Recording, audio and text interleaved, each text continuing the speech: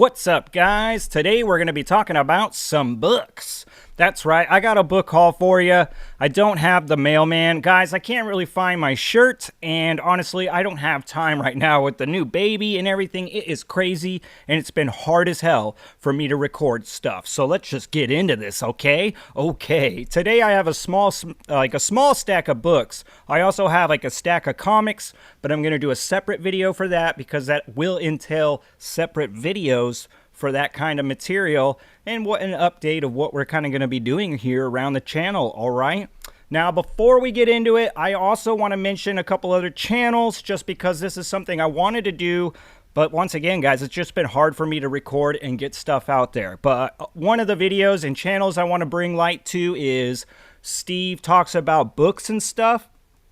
A while back, he did an interview with Michael R. Fletcher, and you know how big of a fan I am, so I really encourage you guys. I'll put a link in the description for this little back and forth that he had with Fletcher on his channel. Guys, the one thing I really encourage you to go check this out is not only is it cool to watch Fletcher answer questions, but it's also really neat because this video is several booktubers in this one video, because these guys all did it as a book club, like reading the Manifest Illusions. So I think that there's several people that are worth checking out. All right.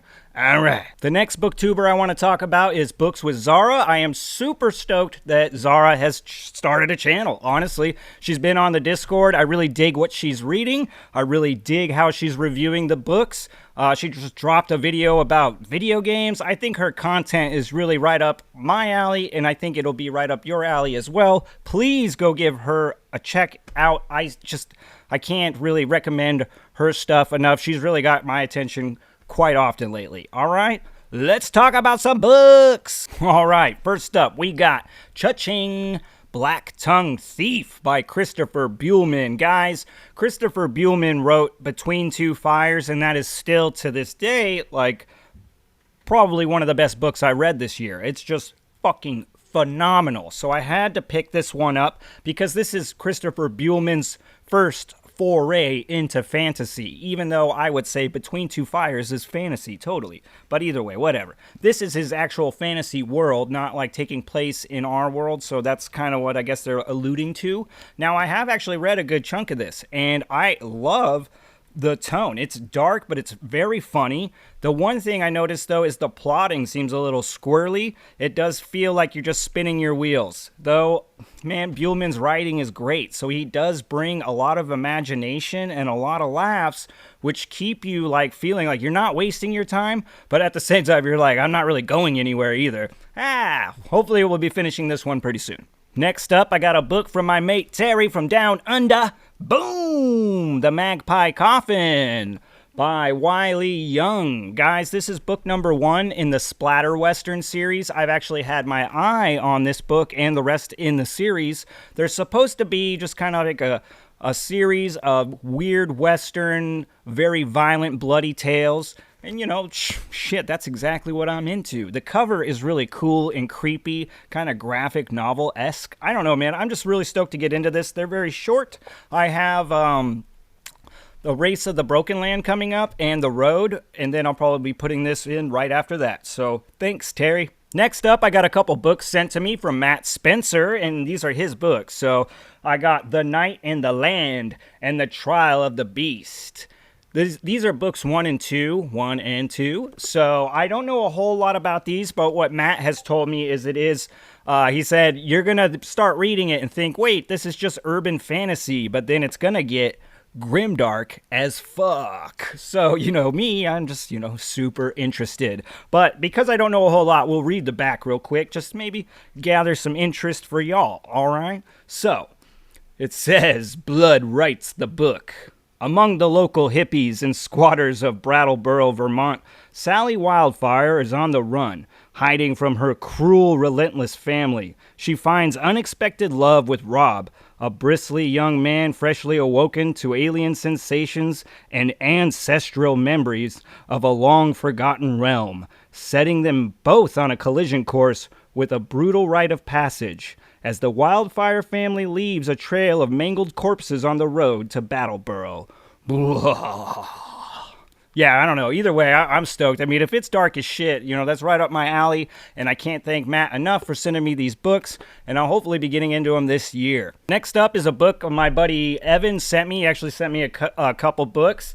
And this one is by Kevin Wright. Cha-ching.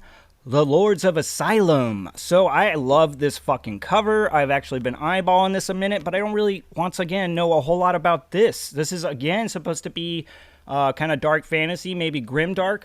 But I've also heard maybe this is like a lit RPG kind of novel. Is that, if anybody knows, please let me know. That's not going to deter me whatsoever. I'll tell you, a book is a book. A good story is a good story. I don't care if it's connected to a game or a movie or whatever. All right? I'm not that fucking fancy. Boom! Next up, we got Breaking Chaos by Ben Galley. Guys, this is book number 3 in the Chasing Graves trilogy, and I'm actually already reading it. Ben Galley himself sent me this signed copy. Very much appreciated. Thank you, Ben. Guys, I am digging the hell out of this trilogy. Now that I'm almost done, it's kind of sad to say that I'm almost, going to be done with it, because I really loved spending time in this world. It's just very imaginative, very, dark Dickensian, ghostly, just there's so much cool shit wrapped up in here. And I have to say, Caltro Basalt and now Pointy have become two of my favorite fantasy characters, especially of the characters I've read this year. They are in the top. Next up, we got Cha-ching! Aching God by Mike Shel. So I've had my eye on this for a while too, because a while back I looked up, is there such, because I like grimdark, but is there horror fantasy? And this book always seems to come up in that search. And then I saw Andrew down at Andrew Wizardly Reads rant and rave about it. So I am excited, as well as Evan, my buddy who sent me the book. He is also kind of ranting and raving about it as well. So, god damn it, I can't wait to get into this one. It is a chunker, but I'm going to try to put it in the lineup fairly soon. Excited. I mean, come on. I do know that the supposedly the main character, and it deals with PTSD, and it kind of feels like a D&D campaign. But once again, a lot of people have said, man, it delivers on that horror element. Boom, and last but not least, I got Ching! 7 Deaths of an Empire by G.R. Matthews. So, I picked this one up. I had been eyeballing and waiting for this to drop for some time. G.R. Matthews is actually a moderator over on Fantasy Faction in Facebook, and I have been a member of that for quite some time. So, when I found out he was going to be dropping this book, I was, all eyes and ears, and that cover really grabbed me as well. Now, I don't know too much about the premise, so let's find out right now, huh?